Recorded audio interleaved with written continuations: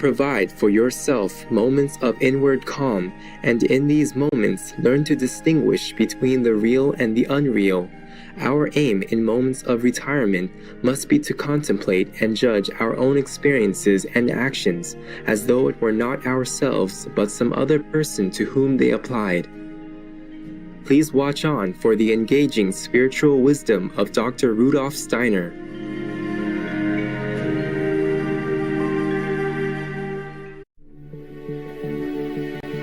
Born in 1861, Dr. Rudolf Steiner was a great Austrian polymath, philosopher, and scientist who made influential contributions in the fields of education, science, spirituality, and medicine. He is perhaps best known for pioneering the holistic educational methods for the Waldorf schools. An eloquent public speaker and gifted writer, he gave over 6,000 lectures in his lifetime and gained recognition as a literary critic. His writings covered a wide range of subjects, and he published more than 25 books, including Mysticism at the Dawn of the Modern Age, The Way of Initiation, and Intuitive Thinking as a Spiritual Path, The Philosophy of Freedom. He developed and taught an esoteric spiritual philosophy called anthroposophy, based on the science of the spirit. Today, we will explore selected parts from Dr. Rudolf Steiner's book, The Way of Initiation. The author reveals how by balancing our inner and outer life, one can continue a safer and more promising path in attaining higher knowledge. Further in the chapter, The Path of Discipleship, the importance of taking enough time in tranquility to contemplate on the essence of life's experiences is emphasized.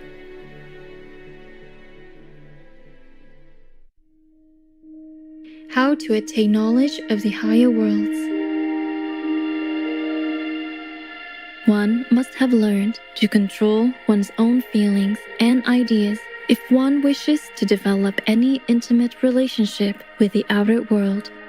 Every phenomenon in that outer world is full of divine splendor, but one must have felt the divine within oneself before one may hope to discover it without.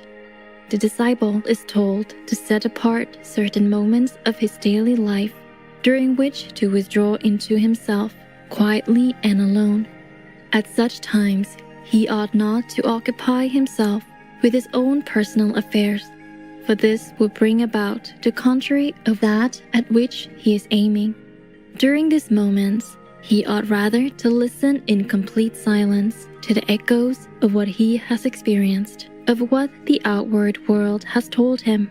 Then, in these periods of quiet, every flower, every animal, every action will unveil to him secrets undreamed of, and thus will he prepare himself to receive new impressions of the external world as if he viewed it with different eyes. For he who merely desires to enjoy impression after impression only stultifies the perceptive faculty, while he who lets the enjoyment afterwards reveal something to him, thus enlarges and educates it. He must be careful not merely to let the enjoyment reverberate as it were, but renouncing any further emotions of joy, begin to work upon his pleasurable experiences with an inward activity.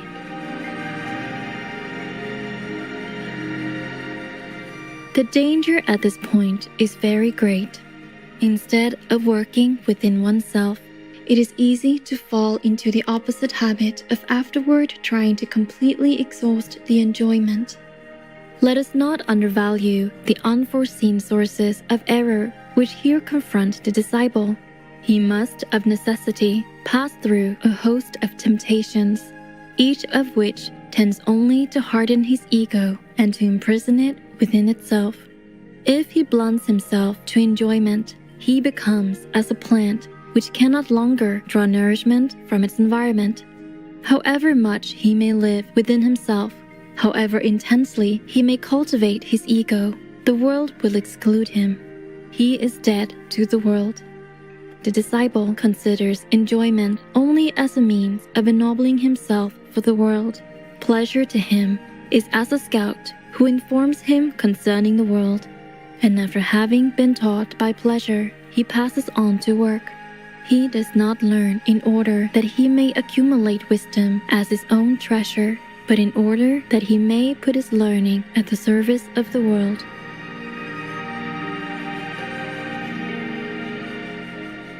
In all forms of occultism, there is a fundamental principle which must not be transgressed, if any goal at all is to be reached.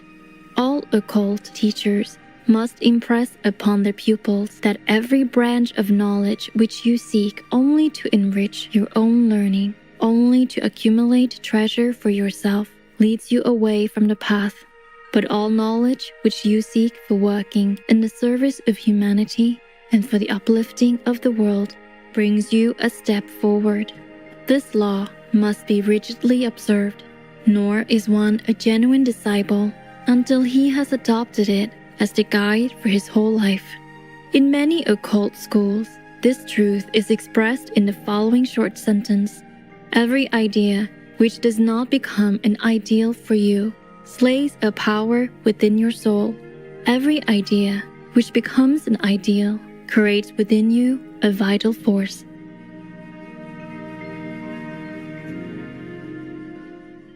The path of discipleship. At the very beginning of his course, the student is directed to the path of reverence and the development of the inner life. The occult teaching also gives practical instructions by the observance of which he may learn to follow that path and develop that inner life. These practical directions have no arbitrary basis. They rest on ancient experience and ancient wisdom, and wheresoever the ways to higher knowledge are marked out, they are of the same nature. All genuine teachers of occultism agree as to the essential character of these rules, although they do not always express them in the same words. This difference of expression is of a minor character, more seeming than real, and is due to circumstances which need not be mentioned here. No teacher wishes, by means of such rules, to establish an ascendancy over other persons. He would not tamper with individual independence. Indeed, no one respects and cherishes human individuality more than the teachers of occultism. Whenever the initiate leaves this enclosure, the order which embraces all initiates, and steps forth into the world, he must submit to an inviolable law. It is this: keep watch over each of your actions and each of your words, in order that you may not hinder the free will of any human being. Those who recognize that genuine occult teachers are thoroughly permeated with this principle will understand that they can add to their independence by the practical directions which they are advised to follow.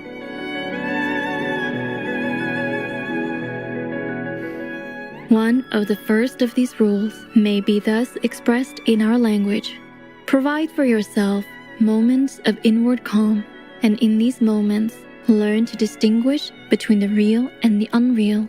I say advisedly, expressed in our language, because originally all rules and teachings of occult science were expressed in a symbolical sign language. The path is open to all who earnestly will to enter it. Simple in truth and easy to follow is the rule concerning moments of inner calm, but it leads to the goal only when the pursuit is as earnest and strict as the way is simple. The student must mark off a small part of his daily life in which to occupy himself with something quite different from the avocations of his ordinary life, and the way in which he occupies himself at such a time must also differ from the way in which he performs the rest of his duties. But this does not mean that what he does in the time thus set apart has no connection with his daily work. On the contrary, the man who seeks such moments in the right way will soon find that it is just this which gives him full power to do his daily task. Nor must it be supposed that the observance of this rule really deprives anyone of time needed for the performance of his duties. If any person really has no more time at his disposal, 5 minutes a day will suffice. The real point is the manner in which these 5 minutes are spent.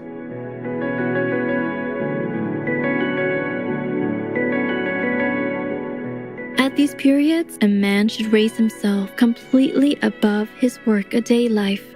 His thoughts and feelings must take on a different coloring. His joys and sorrows, his cares, experiences, and actions must pass in review before his soul, and he must cultivate a frame of mind which enables him to regard all his other experiences from a higher point of view. We need only bear in mind how different is the point of view from which, in ordinary life, we regard the experiences and actions of another, and that from which we judge our own. This is inevitable, for we are interwoven with our own actions and experiences while we only contemplate those of another. Our aim in moments of retirement must be to contemplate and judge our own experiences and actions as though it were not ourselves, but some other person to whom they applied.